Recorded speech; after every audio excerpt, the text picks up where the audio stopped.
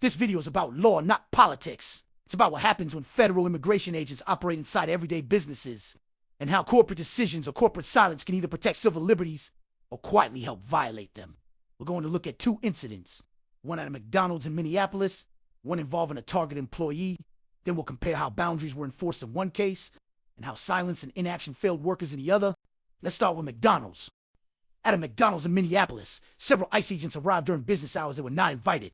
A black private security guard immediately told the agents they were not welcome and instructed them to leave the property. That matters.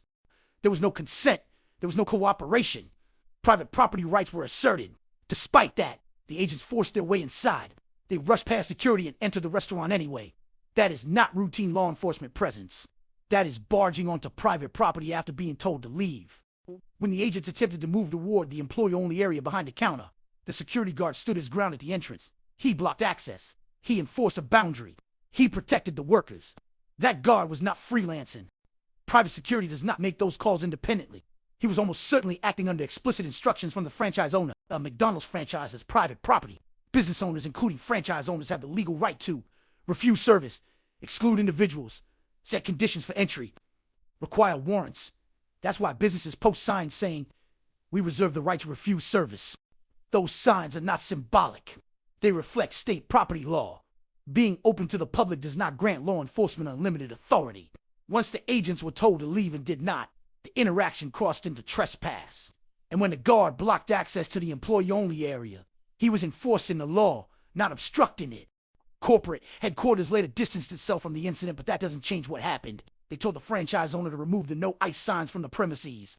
Those signs didn't go up by accident. They didn't go up without the franchise owner's consent. And the guard's actions reflected owner-defined boundaries. This is what lawful boundary enforcement looks like. Clear refusal. No escalation. No violence. No intimidation. Now compare that with what happened at Target. In a separate incident, ICE agents seized the worker employed at Target. The worker was 17 years old and a U.S. citizen. He was taken from his job, placed into a vehicle, and later released after agents realized they had no legal basis to hold him. That is not a misunderstanding. That is an unlawful seizure. Reports indicate the teenager was dropped off at a Walmart blocks away, visibly shaken, bleeding, and traumatized. A bystander recorded the aftermath, showing the young worker breaking down in tears. This happened at work, a place where an employer owes employees a duty of care. After the Target incident, corporate leadership did not issue a clear public policy restricting federal immigration enforcement at its stores. Target did not publicly welcome ICE, but it also did not publicly set boundaries. And that distinction matters. Target acknowledged the situation internally and said it was monitoring events, but did not announce a warrant requirement, a boundary policy, employee protections, or training on how workers should respond. When a company knows federal agents are operating in or around its workplace and chooses not to act, that silence becomes passive allowance. Corporate silence is not neutrality. When employees are being seized on the job, allowing agents to remain unchallenged in public-facing areas, while employees are taken from the workplace, creates foreseeable risk of harm. That is where liability begins. Corporate policy does not override the Fourth Amendment, labor protections, and employers' duty of care. Saying we're not cooperating while failing to protect workers is cooperation in effect, not by intent, but by omission. Let's be clear. At McDonald's, ICE was told to leave. Agents forced entry anyway. A security guard enforced boundaries. Employee-only areas were protected.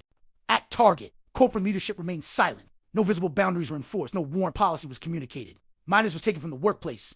One workplace asserted its rights. The other failed to act.